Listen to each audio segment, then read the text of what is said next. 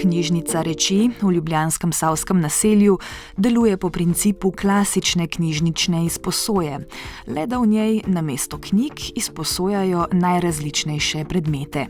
Predvsem takšne, ki sicer večino svoje življenjske dobe preživijo odloženi na tla, pult ali polico. Mi pogosto uporabljamo kot primer bormašino, ki je po nekaterih raziskavah v povprečnem gospodinjstvu uporabi 15 minut na leto. In če pomislimo, koliko enih naravnih virov gre za to, da je ta bormašina uporabi samo 15 minut na leto, koliko enih odpadkov to proizvede, je treba razmišljati o nekem bolj smiselnem sistemu, kako si pa lahko to eno bormašino deli cela skupnost. Dodana vrednost knjižnic stvari je, da ponujajo okolju prijazno alternativo masovni potrošnji. Z izposojo namesto nakupa prispevamo k manjšemu ogljičnemu odtisu, skupna raba pa posamezniku prinaša tudi številne druge koristi. Velik delež naših uporabnikov predstavljajo mladi, ki so prepoznali praktičnost naše storitve, predvsem zaradi tega, ker po eni strani nimajo toliko denarja, da bi si vse sami privoščili, po drugi strani pa nimajo zares prostora, kjer bi vse to skladiščili. Tako sta recimo 2 francoska študenta z našim orodjem preuredila svoj kombi v avtodom in jim je to predstavljalo dosti manjši strošek, kot bi bil drugače. Ali pa študentka Aluoja, ki je uporabila našo tablico, ki je rabila za svojo razstavo na faksu. Zaradi velikega zanimanja in v želji, da bo ljubljanska knjižnica Reči vzpodbuda za še več tovrstnih knjižnic, so pobudniki pripravili tudi priročnik za vzpostavitev.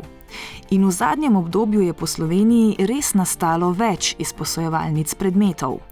V Kranju so jo zagnali taborniki, v Idriji mladinski center, v Logatcu pa je dobila celo mesto v participativnem proračunu.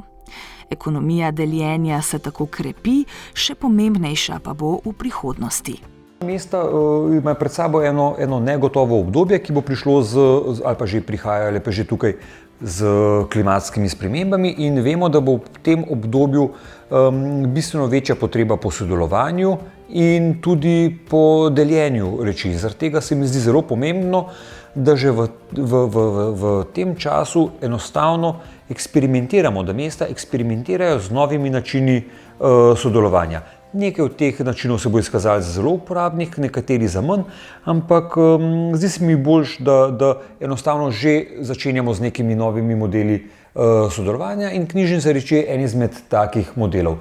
Kot se je izkazalo v ljubljanskem primeru, pa knjižnice stvari niso le promotorke souporabe. V skupnostih lahko zasedejo pomembno mesto in postanejo motor sodelovanja in povezovanja. Knjižnica Reči lahko tudi neka infrastruktura za sosesko, preko katere lahko skupnost na različne načine sodeluje. In da način izposoje reči je samo eden izmed načinov, ki se lahko spreminja ali nadgrajuje, kot recimo skupnostnim prostorom ali pa skupnostnim avtomobilom in tako naprej.